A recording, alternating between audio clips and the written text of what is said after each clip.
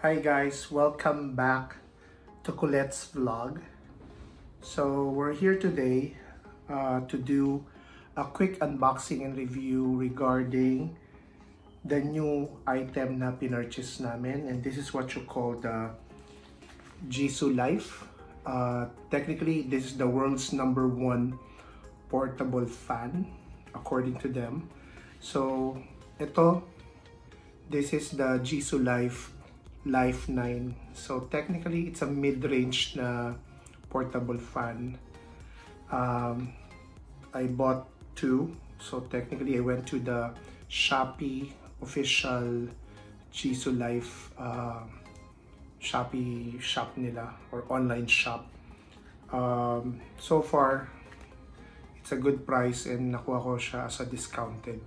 So unboxing and review lang tayo. And okay guys, so ito siya, medyo at a close range. So binili ko is dark gray or somewhat space gray, and then bumili rin ako ng silver or gray, pero medyo whitish siya, yung pinaka dominant yung white niya. So unbox natin. And just bear with me, initially binuksan ko na to para ma-check ko lang kung okay siya and everything.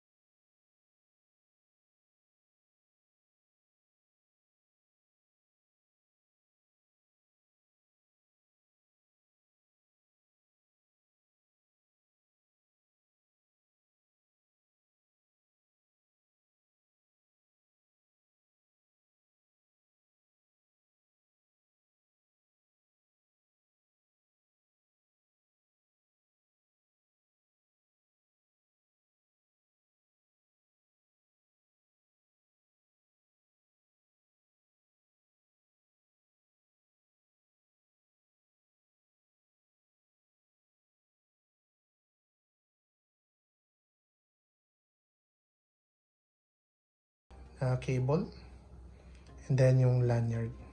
So buksan natin sila. Okay guys, tinanggal ko na sa box, tas like what I said earlier, kinabit ko na yung lanyard or yung lace niya.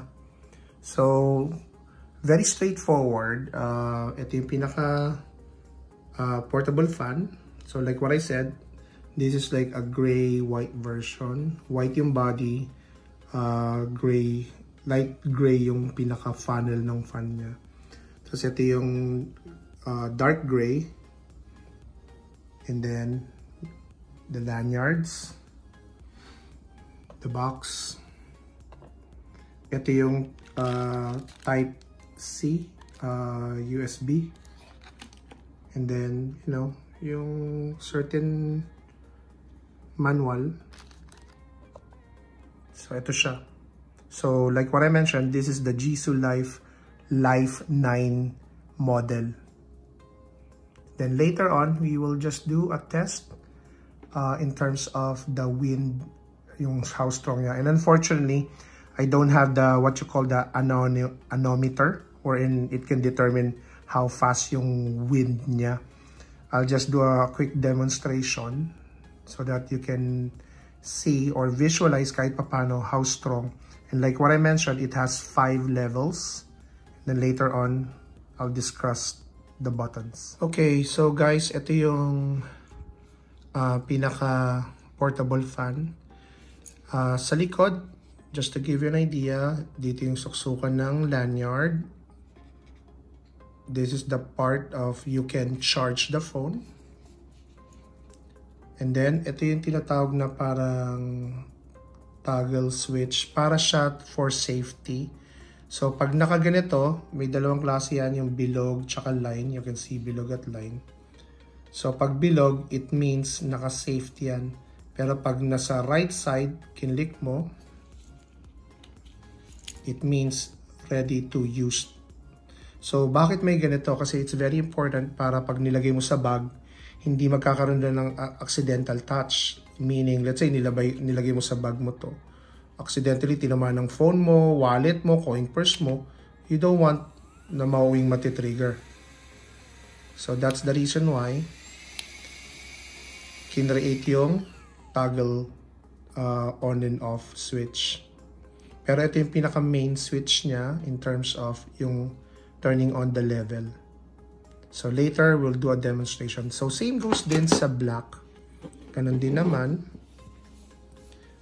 Based on sa box, merong switch or safety mode. Ito rin siya, same.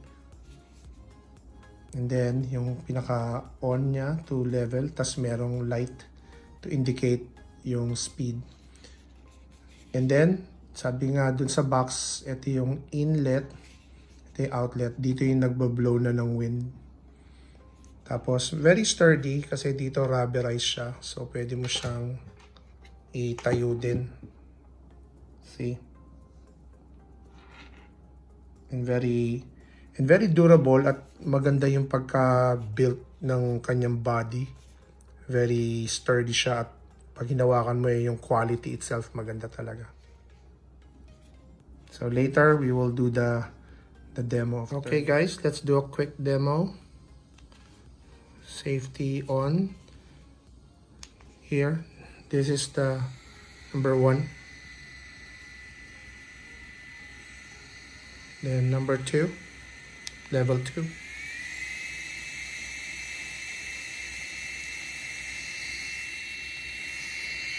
Level 3.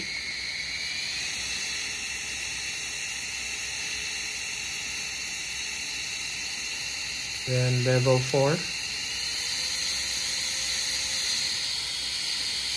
And like what I said, level 5.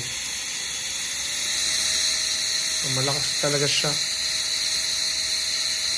How I wish you can see it personally, but like what I mentioned, is as much as I can demonstrate, at least meron kayong idea.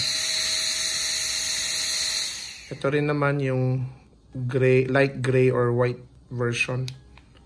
So, let's go to level 1. Level 2. Level 3. Level 4. And then level 5.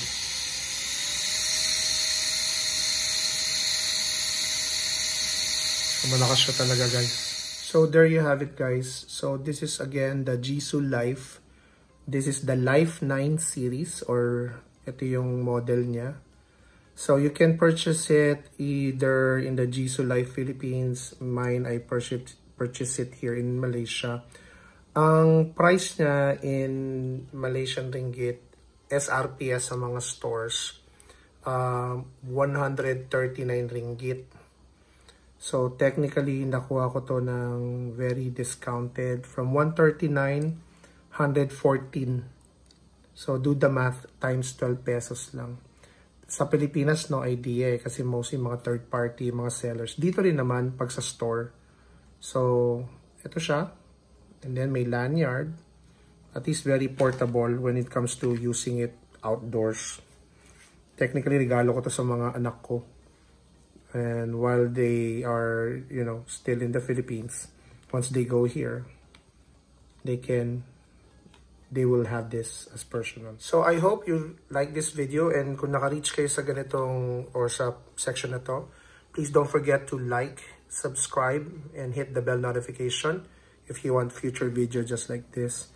So again, without further ado, maraming salamat. And again, thank you for watching Colette's vlog. And you can also, well, the sneak peek, you can also watch this in the official Facebook page of KCM Videos.